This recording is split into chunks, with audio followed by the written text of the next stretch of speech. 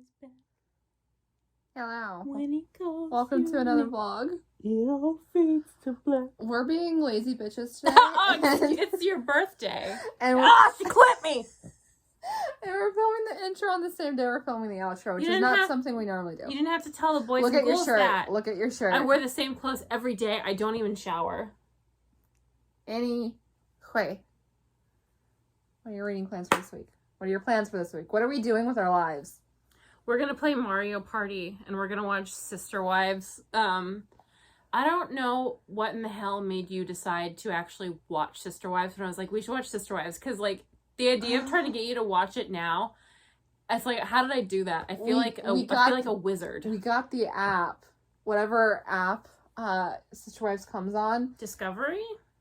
Yeah, like, I think we got... The way she's looking at you. No, it was on Hulu. You found it on Hulu, and you're That's just right. like, will you watch Sister Wives with me? And because I literally, except for Shadow and Bone, never say, no, I won't do that. I wanted Shadow and Bone so bad. I wanted Shadow Hunters also, and you were like, I can't. That's because I watched like half a season with you, and I was like, I'm out of here. Did you watch? I was here for like half a season. Alec is so cute, though. I don't remember. I blocked it out. I didn't. It was so bad. It got worse. I stopped watching it, and I know what happened. What were Sister Wives? Pure trash. Should you talk about your fish? There's not much to talk about. You got plans for fish? Yeah, I'm gonna save up for a 75-gallon tank, and I'm gonna get a bunch of plants for my current tanks, and I'm gonna get more fish for my current tanks and shrimp.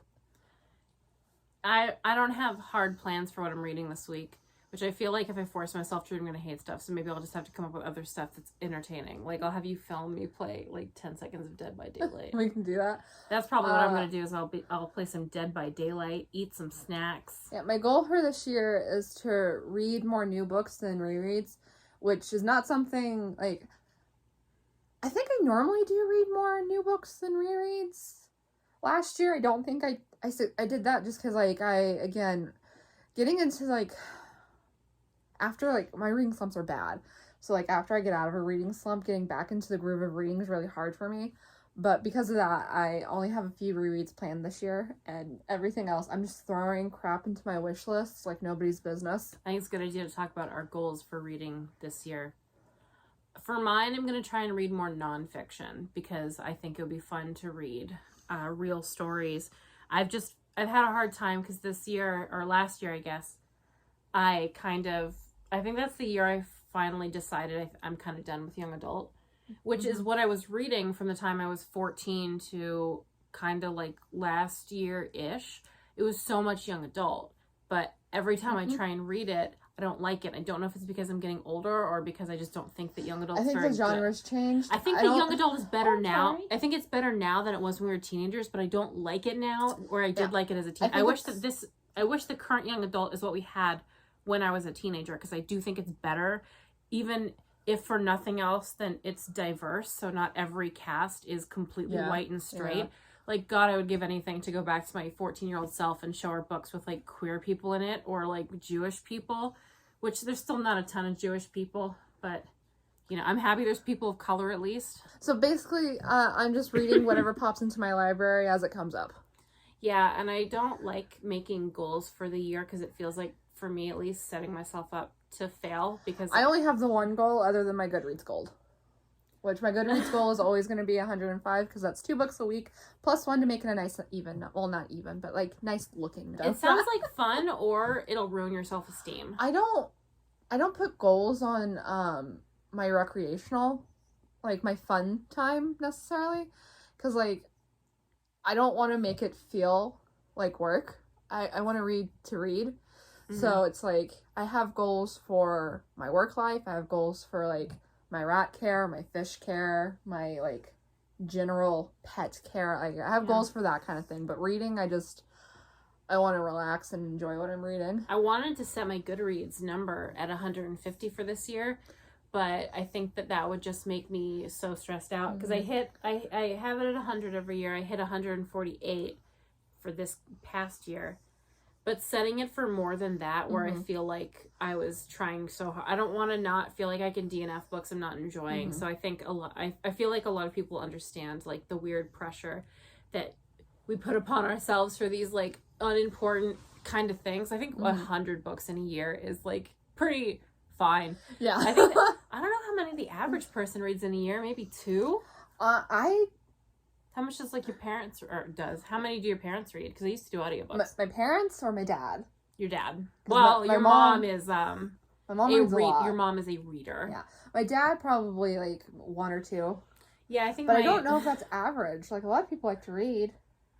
I think that's true, but like they don't. I mean, you go into like a normal person's house, and I don't think they have like a bunch of books. Like Kendra, our friend, I think she's a fairly casual reader because she's like incredibly busy with a full-time job and pets and a boyfriend and stuff. She's got a fair amount of books, and I think she reads probably a few a year, maybe 5 a year. It she's depends. So busy. Yeah, it just depends with her. Like she reads the Riley Sagers real fast. That's true. My mom, she reads only fan fiction, and my dad reads, I think, mostly Bible stuff now. My dad used to read a lot of stuff. He used to really like to read music books, and he's got a bookshelf in his and my mom's place that is like a bunch of that stuff, but then it's turned into like a bunch of political books. Before I destroyed my eyes, and your eyes came out destroyed.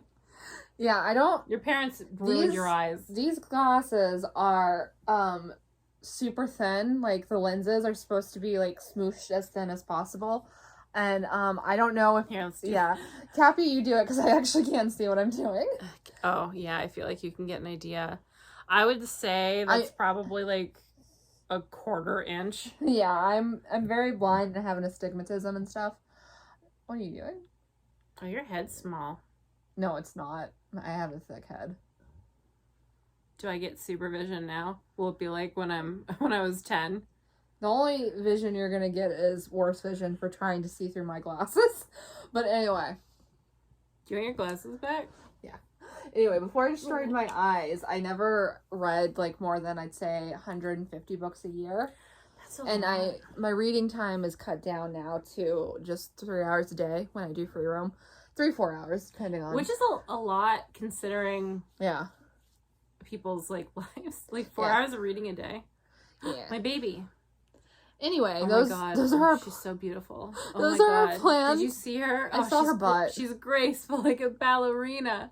Those are our plans for this week. So, see you next clip. Oh, look at her note. Sarah. And we were launching our pets entertainment. Not big sharks. I don't have a pet yet. Oh, her little But we'll ease you in first, take you on some like treasure hunting, and then so when you get comfortable, get her some money so she can buy her character stuff. Buy her stuff, and then we'll take her megalodon hunting. Yeah. I don't know what any of that means. Well, we're gonna go hunt down some treasure, and we're gonna slay. Alright, so I finished City of Glass a couple of minutes ago. It's gonna get like 4 stars because it's like 3.5, so I bump it up. Because there's some stuff about it that I like, some that I don't like. A lot of the, whatever, like late 2000s, early 2010s YA misogyny was in this, which not fun to read, obviously, but it's actually a lot better than I think a lot of the other books from the same time period are. But my biggest issue with it is just like the kind of meandering pace, and like Kim Harrison also has a meandering pace, but it's a lot more entertaining because you never feel like she's drawing something out just for the sake of tension, whereas with Cassandra Clare, everything feels drawn out for the sake of tension. There's no logical sense for some of this stuff to have been put off for as long as it was, except that she wanted it to be tense. And so when that happens, I just kind of get annoyed. Like a lot of people get sucked in and they love it, and that's great, honestly.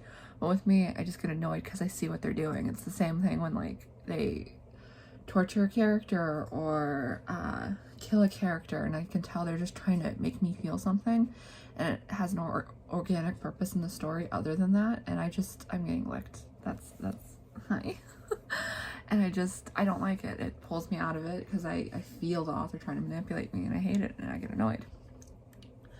And I don't know if Cassandra Clare was necessarily doing that as opposed to just trying to make it feel tense, but the result is the same, basically. So yeah, 3.5 stars. I did enjoy it.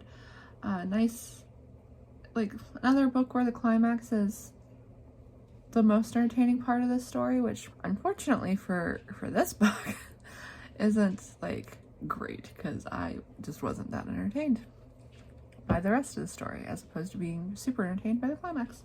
Yeah, so anyway, I'm going to start The Final Empire now by Brandon Sanderson, and we'll see if I like that. I don't know. Okay, it is Tuesday. I got about 2 parts into The Final Empire, and it's just not for me. I hope you guys can hear me. I'm doing rat stuff, and you guys gotta be over here so I can be over here. But anyway, it's just not for me. Like, most traditional fantasies aren't, and I honestly think that is because, and this isn't an insult even though it sounds like one, I think that's because they're written by men.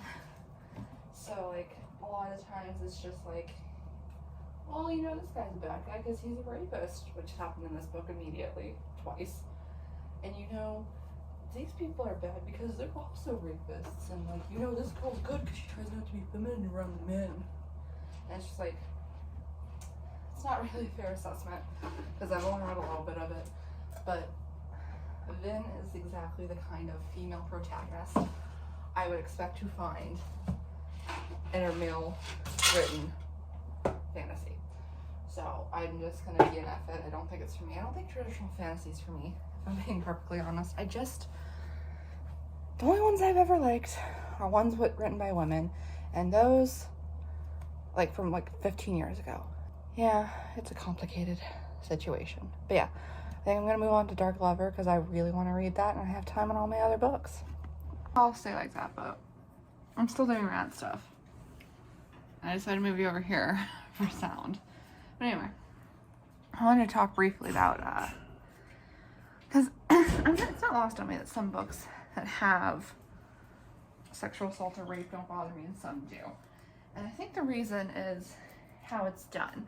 Because, like, most of the time I don't like men, who, like, the way men do it. Because it's just very clearly, this is a bad guy and I'm gonna have a bad thing happen to this woman. Which is like, it feels very manipulative a lot of the time. And I don't like that. I think that might be the most, or the biggest difference is like when it feels like they're trying to manipulate my emotions, I don't like it. I also don't like it when it just happens all the frickin' time. Because like, that's why I stopped reading Laurel K. Hamilton, is because you knew not only was everyone going to be raped, but they were also rapists. And it was really, really hard to read. So like, I'm reading J.R. Ward right now, and these books are really fucking dark. Like, definitely not something to go into thinking it's gonna be a fun romp. But I still like them. Because it doesn't feel like she's trying to manipulate me. It just feels like this is a story.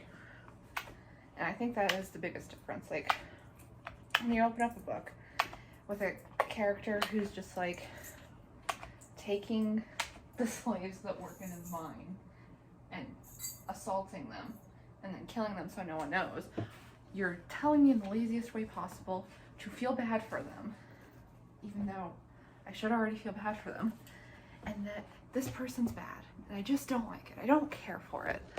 Whereas if it's just part of the story, most of the time I can get past it. So that's just the difference. Oh, she's trying so hard. You did it, baby. I believe in you. Oh.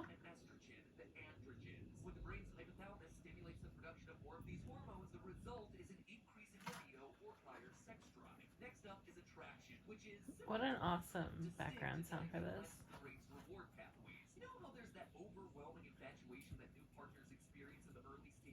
Cujo? Are you only here because your mom is busy? Cujo? Cujo? Cujo? Cujo? Cujo? Cujo? Cujo? Cujo? Cujo?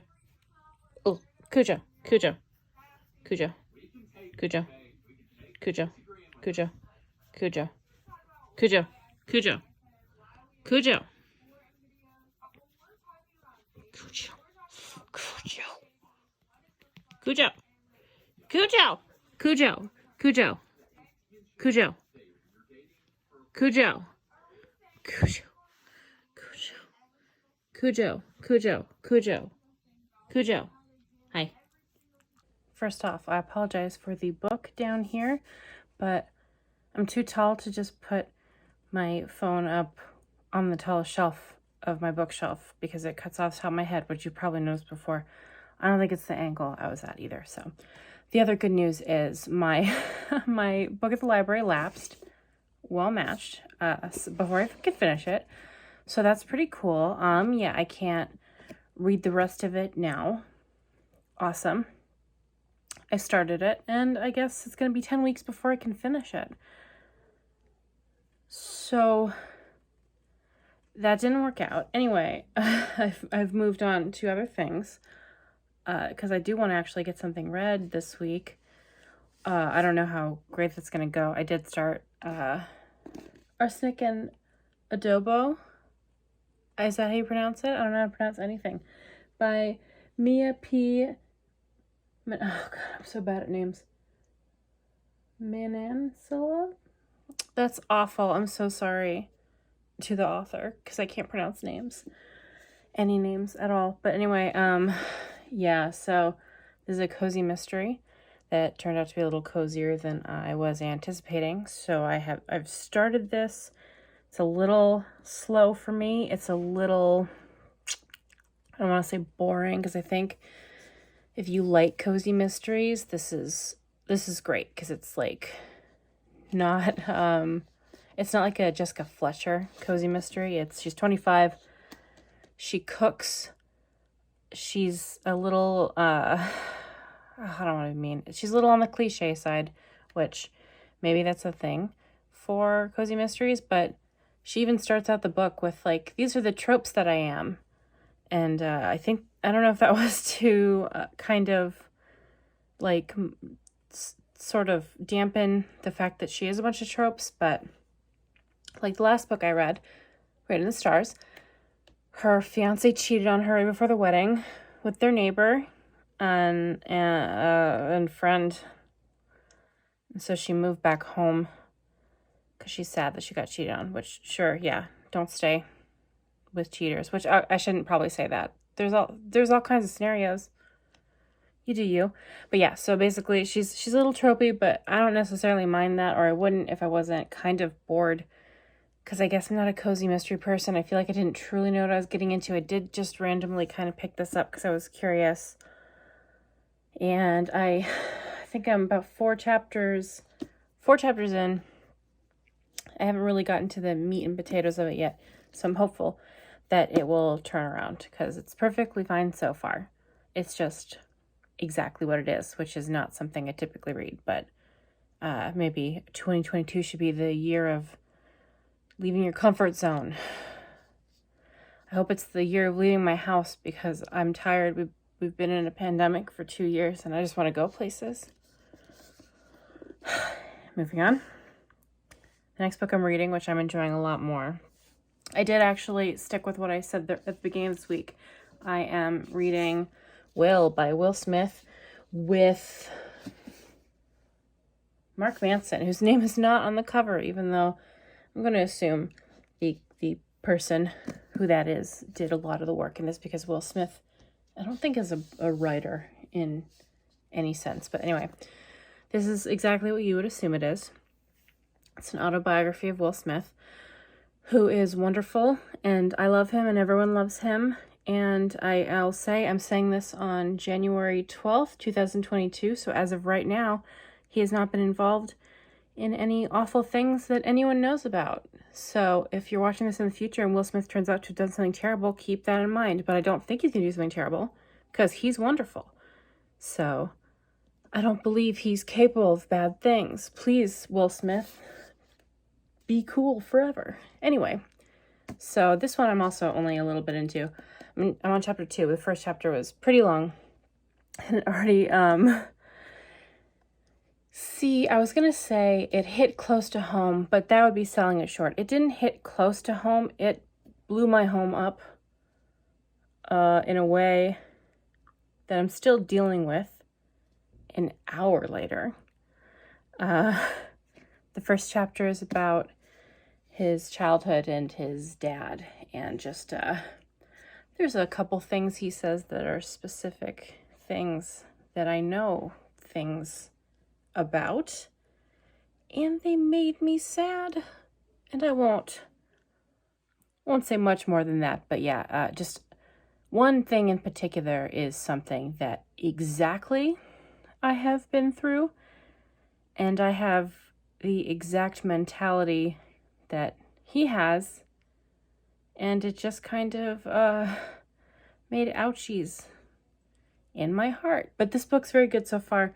I think we're just about to get to, he made a joke about how he didn't start off with Fresh Prince, but I'm excited to finish this because I love Fresh Prince Bel-Air, and I just saw the trailer for the new one, and it's atrocious. I'm kind of mad because, like, Fresh Prince was just a really good show. I loved it. I've seen it through a dozen times at least. Used to just watch it all the time on Nick at Night, just like as soon as they finished airing the series, they would just restart it, and I would watch for years and years. And I love that show because it was a nice family who all loved each other, and everyone was great. And it's kind of one of the only sitcoms that I like that the future didn't ruin the cast, because a lot of the sitcoms I used to watch had cast members who ended up being awful people. I can name Roseanne. I can name The Cosby Show. I can name That 70s Show. So that sucks. But as far as I know about the Fresh Prince of Bel-Air, everyone is still awesome. All those who are still with us. But that show meant a lot to me when I was a kid, because I just really loved Uncle Phil, because he was like super tough, kind of hard on the kids, but also just like he loved them so deeply. It was really clear. And I am gonna be like protective over that property as this new show premieres. It's like none of my business or anything, but I feel like I need to defend it for some reason. But yeah, so I'm reading this, and hopefully I'm going to finish that this week. So wish me luck. So I finished Dark Lover. I got a baby in my hand. Finished Dark Lover by J.R. Ward. I gave it 5 stars. Like, there are a lot of problematic elements to it, but it did come out like early 2000s, and a lot of it is just the timely stuff, and like that doesn't mean you can't bring it up or criticize it, but you do have to keep in mind that it's not who the author is, it's not what the work is now. And yeah, so basically finish that, and I'm about to start City of Fallen Angels, which I don't know how I'm gonna feel about, to be honest, because I didn't like it when I was a teenager, and I have less patience now. Alright, so I'm a little bit further into City of Fallen Angels. It's fine. Like, I don't know. I keep waiting for these books to like hit differently, and I don't really know why. Like, it has like the complicated characters that, you know, good YA series have, the good books in general have. But the thing with YA and complicated characters is a lot of time their complications are couched in like their relationships. It's like, well, we can't be together because of this, as opposed to my life is difficult because of this, or, you know, stuff like that. And that makes it harder for me to connect with it. And I don't know why I was hoping that Sandra Clare would be different, but it's not really different. I'm just having trouble connecting. I think these are good books. I think that it makes sense that they're popular, and I used to love them, and I still think they're fine. Ash is like right next to me, but in the big box. Are you sniffing him? What's he doing? Hi? She's like right there. But anyway. So yeah, I don't really know. I don't really know how I feel, other than like it's fine. I'll keep reading, I guess. It's fine. I don't think she's gonna come out. She just knows I'm right here, and she wants some love.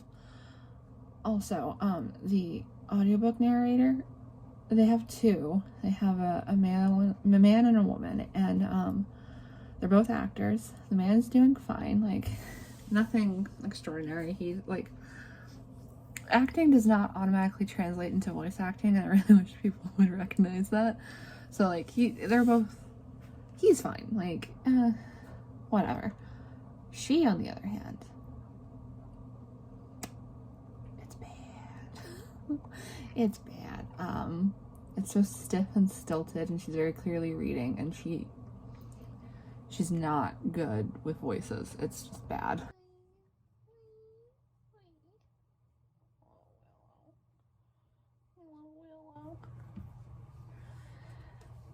So, Simon, I forgot about this bit, but like he almost kills like a 13-year-old girl, and then right afterward he gets caught cheating, and he's just like coherent enough to deal with that. Like, you almost killed a person, you almost killed a child.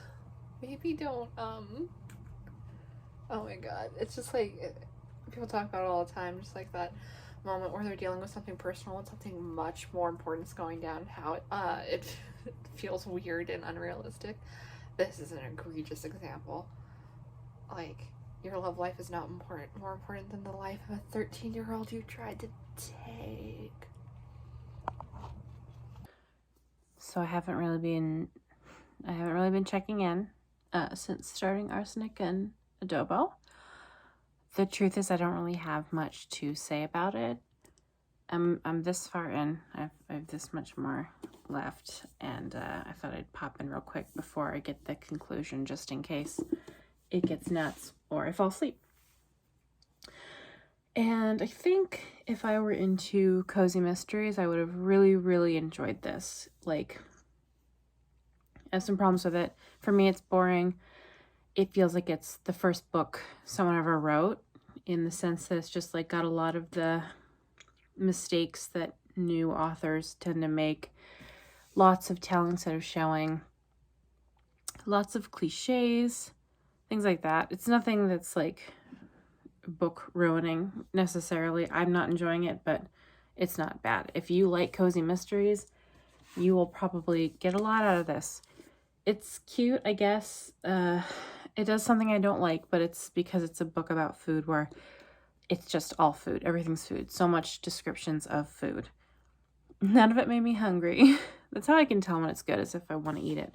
This, it feels like it's a lot of time just like listing off foods, but you know, it is what it is. There's a lot of references to Golden Girls in this, actually, which I find interesting. Yeah, but it's like, it's weird to see a real cozy mystery, I guess, because it's so like clean too. Like, there's no cursing. Like, she even says heck. She's 25 and she says heck, which didn't irritate me, but I think it's kind of lame. So far, it's going to be probably a little less than 3 stars for me, just because I'm bored. I don't care what's happening. I don't care about anyone. So that's a problem. Just a quick update, because I really genuinely don't have a lot to say about it. So maybe I'll like the ending. I don't know who did it. I don't care who did it, because I don't care about the characters. So, oops. Welcome to the end of the vlog. Welcome to the end of the vlog. Oh my god, where are we? Where are we? What is this? Where are we? Where are we? I still have a dog. Yeah, it's higher up now, so you can't see her. Should I scoop her up? No, she's good. She's just getting some attention. What did you do this week, friend? What did I read? I finished The Outlaw Demon in Wales on Sunday, and then I read City of Glass, and then I read Dark Lover, and then I read... Oh my god, Buttercup. And then I read City of Fallen Angels, which I don't think I ever updated you on. I hated it. Oh, really? I don't even know what happens in that book. It's a filler book. Like, she might as well have just typed out, I have to get to this word count over and over again until she got the climax. That one is the shortest one, I think, right? It is, yes. Why not just do one less book? I don't know. City of Heavenly Fire is so huge. Could you not take some of what happened in City of Heavenly Fire and put it in City of Fallen Angels? Are you okay? Are you okay? I am struggling with this series. Cassandra Clare? Mm-hmm. Do you not like it very much? I liked the first one. I didn't like the second one. I was mad on the third one, and I hated the fourth one. I'm struggling. If you unhaul those. I don't think I'm going to unhaul them. At least not yet. I don't think I'm going to unhaul them at all. They still have a lot of nostalgia for me, sentimental value. But I hated this one. What'd you read? I read Arsenic and Adobo by... It's over there. I don't know her name. I'm sorry. I had some problems with it. Like if I was a fan of cozy mysteries, I think I'd like it a lot. Everything I read was about half of Will Smith's autobiography, which is very good. Oh, good. It's great. It's if you like Will Smith at all, I would highly recommend reading it because it's well written. He had a helper, co-writer, A ghostwriter. Not a ghostwriter because her name is on it.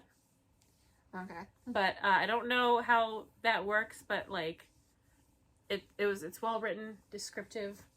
I do, because it's an autobiography. You have to ask yourself like, how much is true? Mm-hmm. Because, like, there's a part where he's, like, 19 on tour, and he's talking about how adamant he was about no girls allowed backstage, because he's loyal to his girlfriend. He loves her. No girls. He's like, I was such a good guy. I never did anything. I'm just, like, straight up loyal to my girlfriend, who later cheats on him. And it's just like, I wonder if he's lying here, because if he said that he had cheated on her, and then she cheated on him, he wouldn't get to sit there and be like, I did everything right. And, like, I don't know. It wasn't necessarily played like poor me. It was like, oh, this bad thing happened and played directly into these awful insecurities and did damage to me. So it's, like, it's hard to tell when they're paying themselves. It's like, I was 19 with a lot of money on tour in the 80s, and I didn't have sex with anyone that wasn't my girlfriend. It's like, I would love to believe that of Will Smith. I love Will Smith. Do I believe that a 19-year-old didn't necessarily cheat on his girlfriend ever when he's got a ton of... I mean, there's probably nice 19-year-olds, right? 19-year-old men? I don't know. I'd like to believe that Will Smith didn't cheat because I just love him so much. Maybe he didn't. Buttercup, do you think he cheated on his girlfriend? Who's he? It just has the vibes of, like, Bohemian Rhapsody, and it's like, oh, you can tell the bandmates were all producers on this movie, because they sure made themselves look like pretty decent guys, except for the one guy who they did say the movie was cheating on his wife all the time, but then they didn't like do anything with it. It was just like stated as a fact, but never, ever, ever like presented like how people should feel about it. Yeah, that movie sucked. It did. Will Smith's book is good though. All right. Well, I hope you enjoy. Wait, no. What are we reading next week? I'm gonna finish the Will Smith book, and then I don't know, because I've been just playing a lot of Dead by Daylight, so I'll be reading the stats on my perks in Dead by Daylight. I have Well Met. Yes, Well Met. Mm-hmm. That's the first one. I have Well Met, the next Black Dagger Brotherhood, and the next Kim Harrison, and the next Cassandra Clare. So, all right. Well, I hope you enjoyed this vlog. If you did, like, comment, and subscribe. She looks distressed, but she's not. That's just her face.